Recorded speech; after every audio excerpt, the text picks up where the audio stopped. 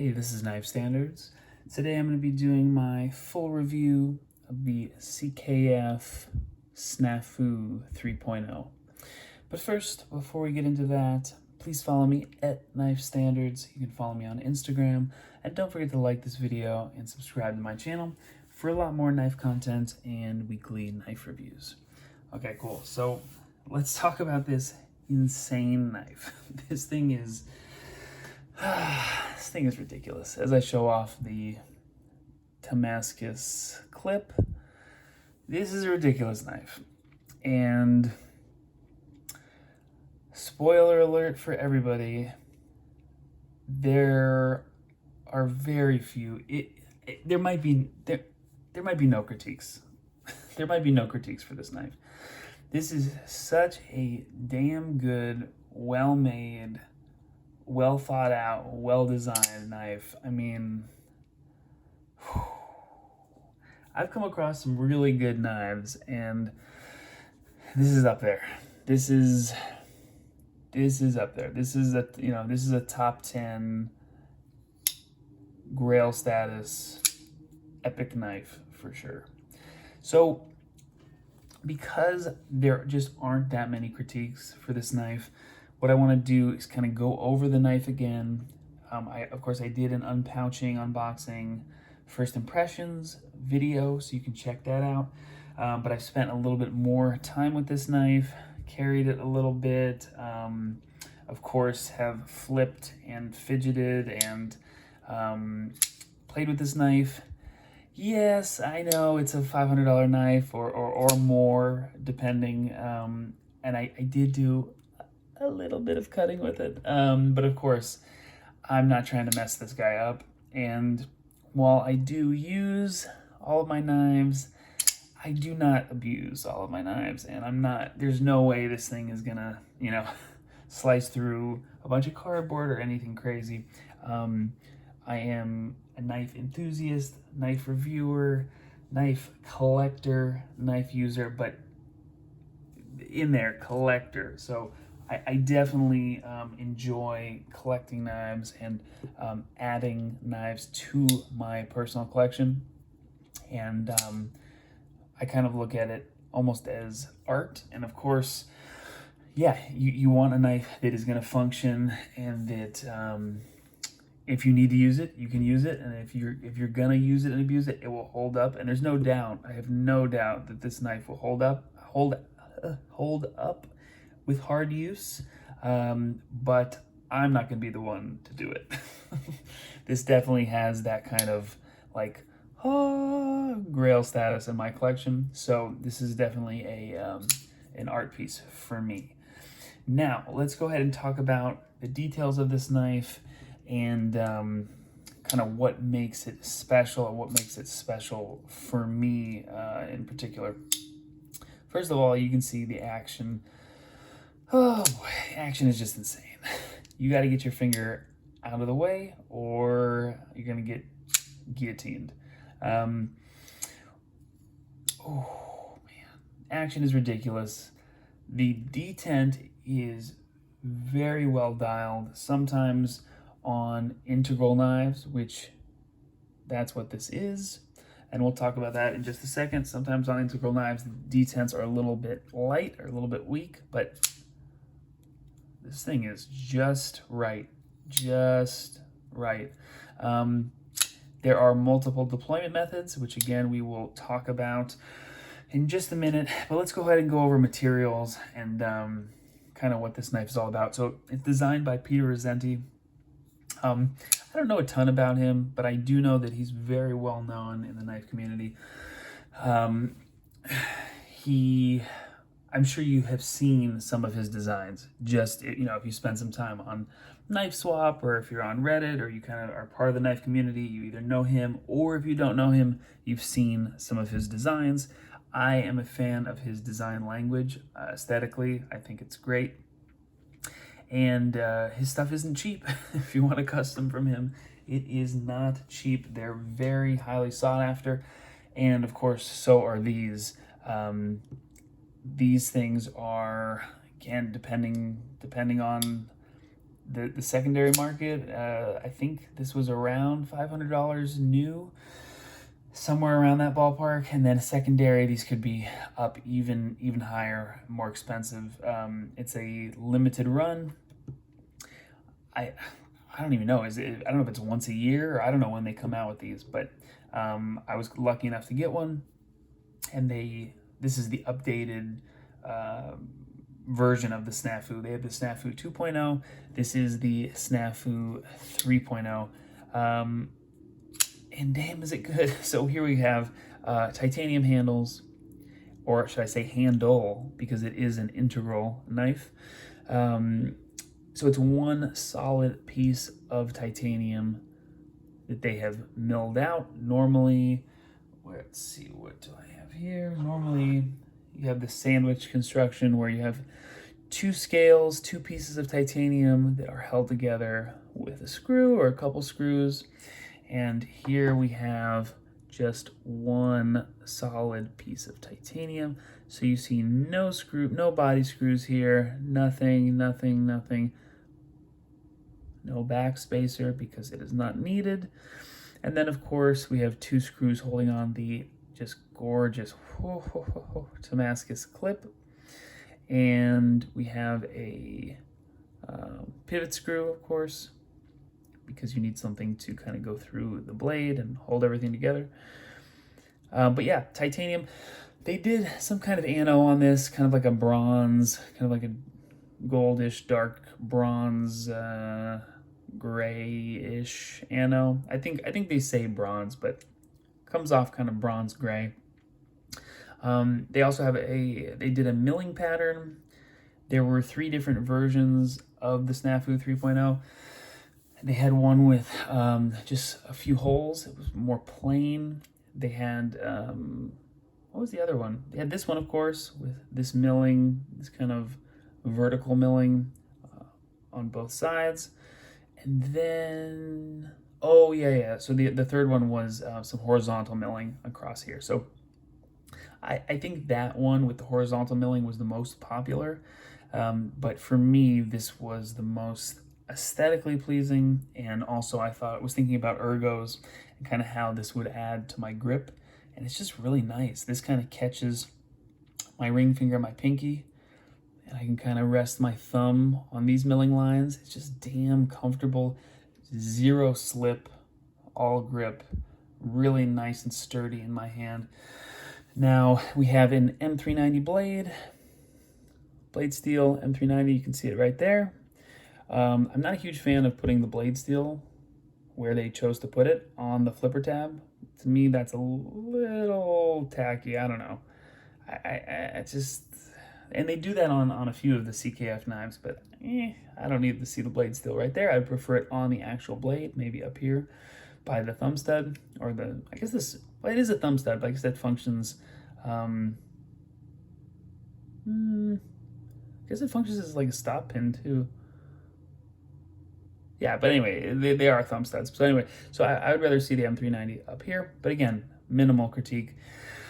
Now for the blade, what are we working with here? I'm thinking it's kind of like a drop point, almost a clip point.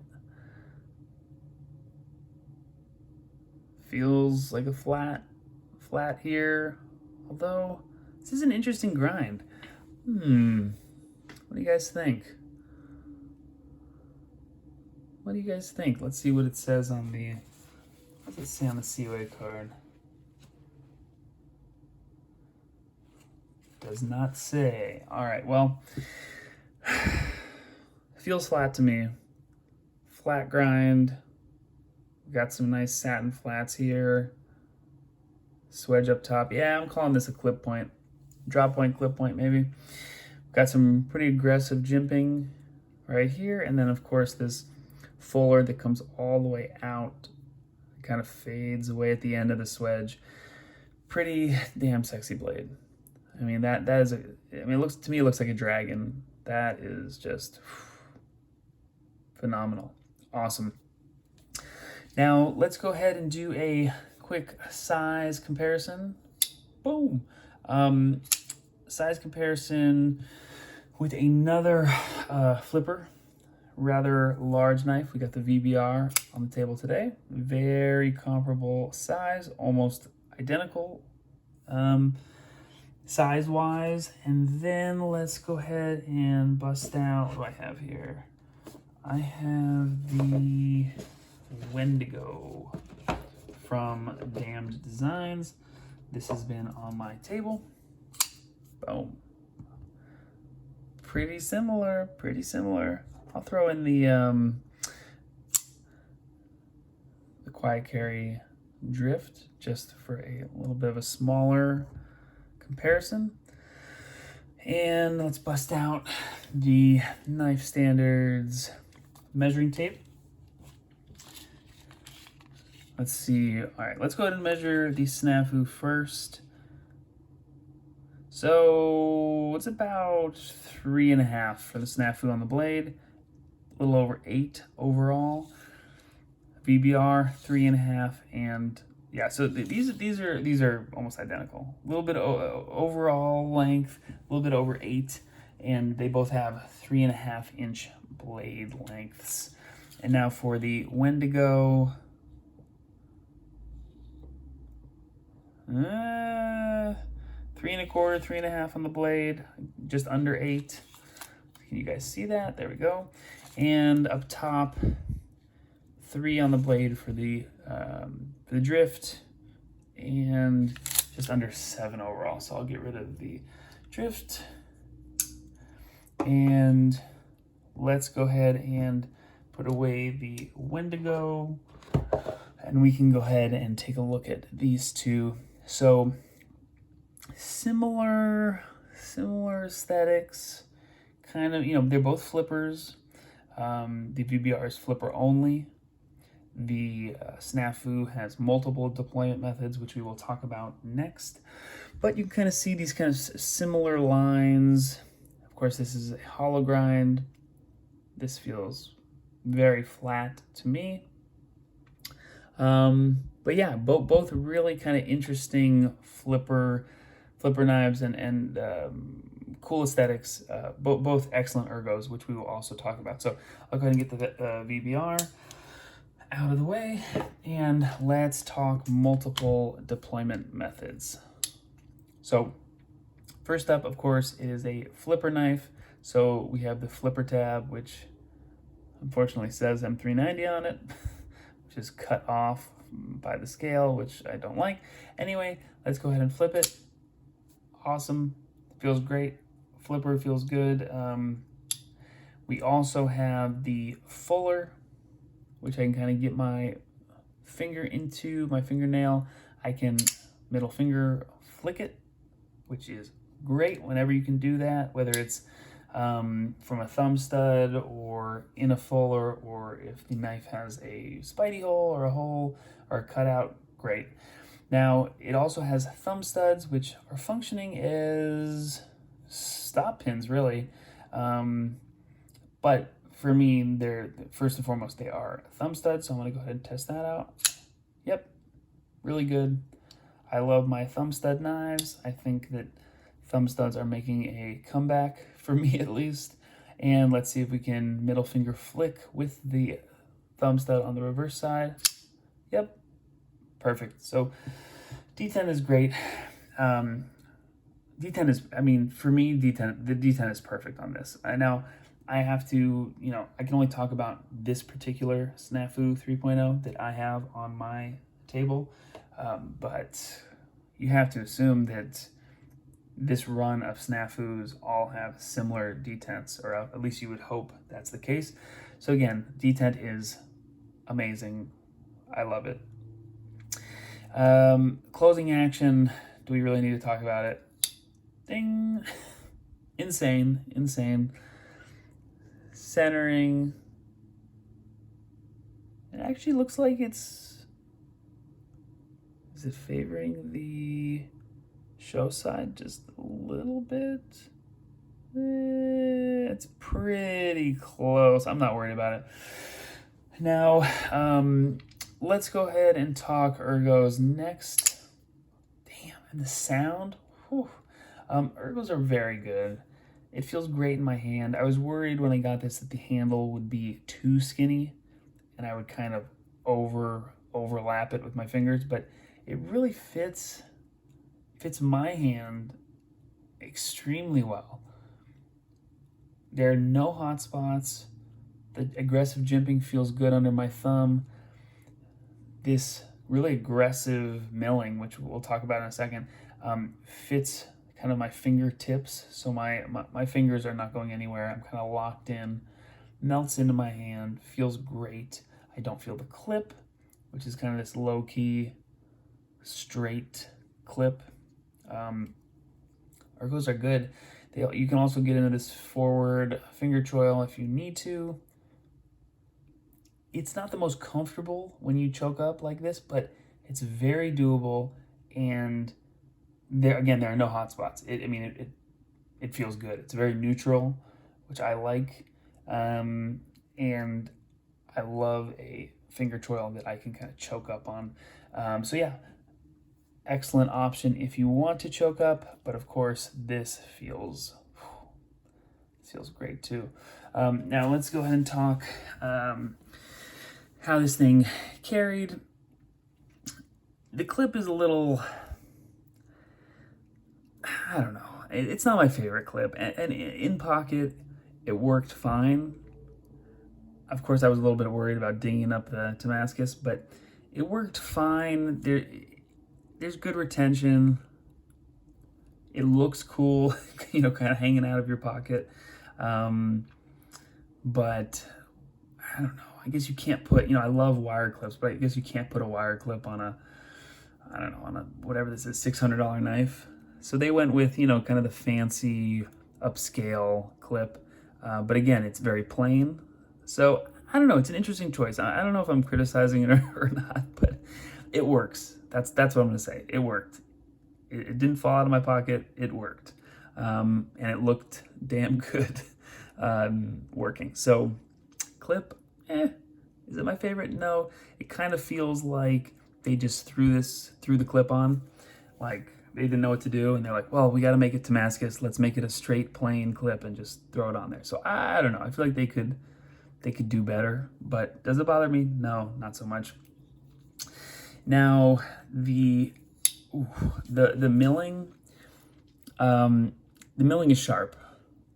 I think that may bother some people. It is very aggressive. It is sharp. Oh, whoa, whoa, whoa, whoa. What? That's not cool. You guys see that? Huh. So the pivot, let's go ahead and tighten that up. Yeah, that was definitely loose. Interesting.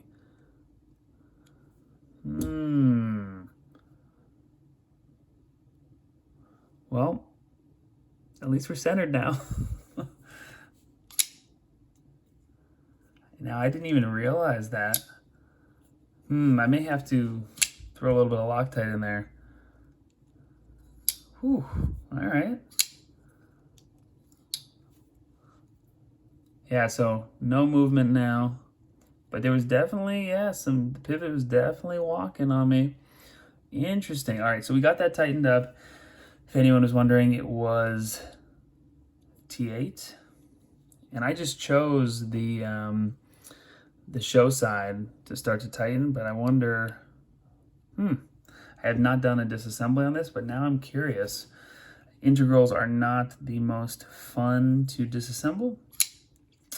From what I have observed, I have not disassembled an integral, but maybe that would be a fun video. Anyway, lockup is great. Where was I before I almost lost my pivot? What the hell was I talking about? Oh yeah. This is probably one of my almost critiques for this video is, or for this knife. The milling is sharp, and I think some people will be kind of turned off by that. For me, personally, if I feel each groove and I feel each milling section and each mark, it is sharp on my finger. It's uncomfortable. I don't like it. As soon as I get it in hand, you don't feel any of that, and it's super comfortable. As long as you're not going over each little groove individually, you don't feel the sharpness. So is it a critique? Am I a fan of it? I don't know, but it works for me, for my hand. Is it the right choice for the knife? I think so, because there are 3 variations, and if you don't like the milling, you get the other variation. Now, these are super hard to come by. Sorry for anyone that is, you know, really into this and is like, oh man, I got to get one. I mean, check Knife Swap. I haven't seen one pop up in months. Very tough to get a hold of. I don't know when they're coming back or when they're going to do another run of these. So yeah, but it is a great knife. It is a great knife, and it's kind of, you know, for me, you know, a grail status.